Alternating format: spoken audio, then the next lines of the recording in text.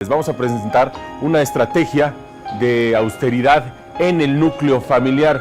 Antes de iniciar esto, chequen esto.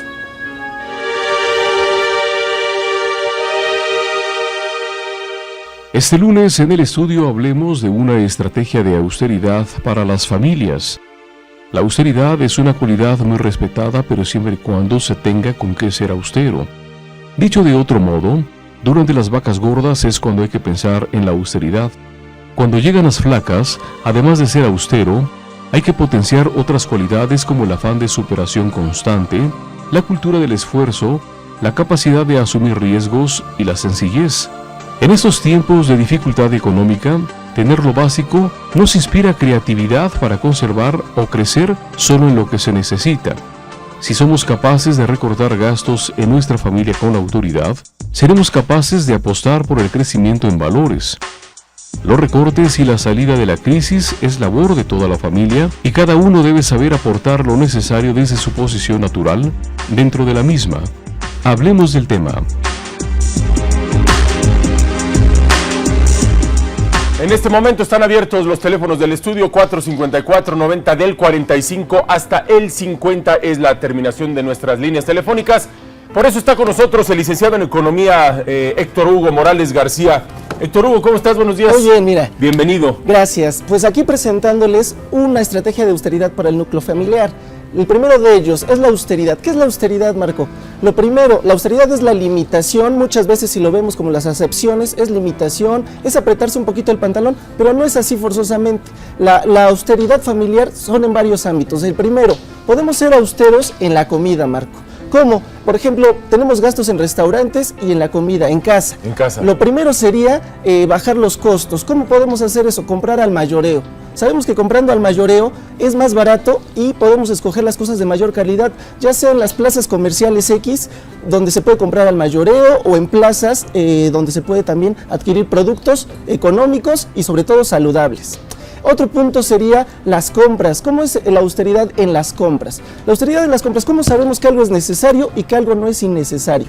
Sabemos diferenciarlo por dos cosas. Algo que es necesario puede, de no llevarse a cabo, de no cubrirse esas necesidades, podemos tener una disfunción en el cuerpo hasta llegar al extremo de la muerte.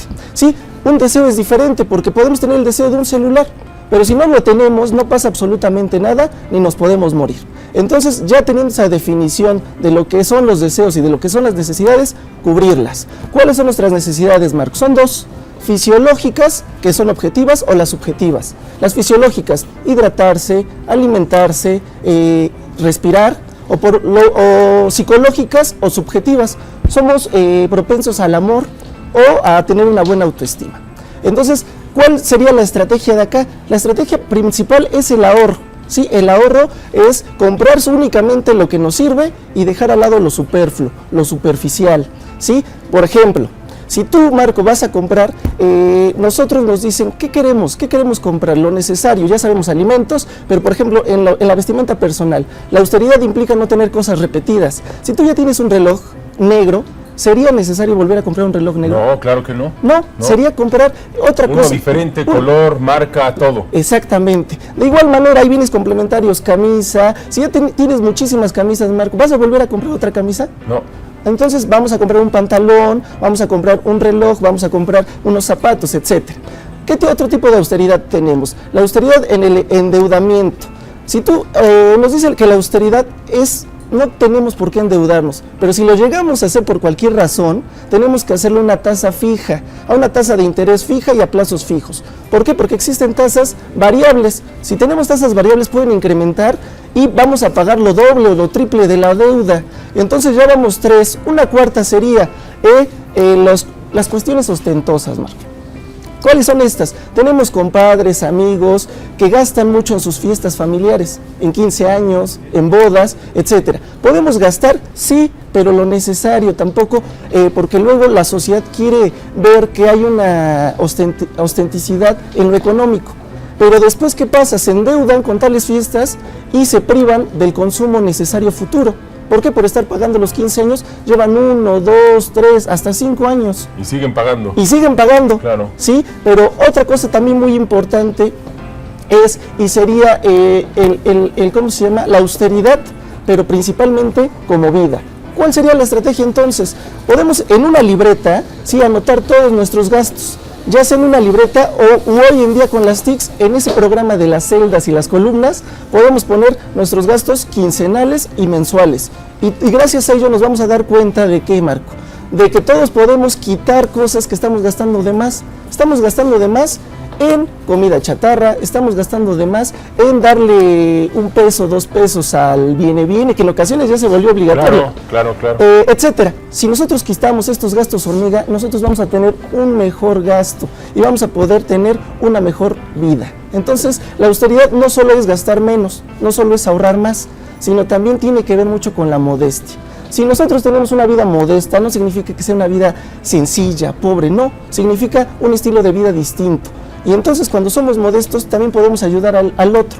¿Por qué? Porque si nosotros como seres humanos cumplimos nuestras necesidades básicas y nos sobra un ahorro, tenemos un excedente, podremos ayudar al otro. Hugo, ¿cuánto podríamos ahorrar con este famoso gasto hormiga al año? Al año, estamos hablando de un 30%, de acuerdo a los salarios. Todos tenemos distintos tipos de salarios, claro, pero podemos llegar hasta un 30%.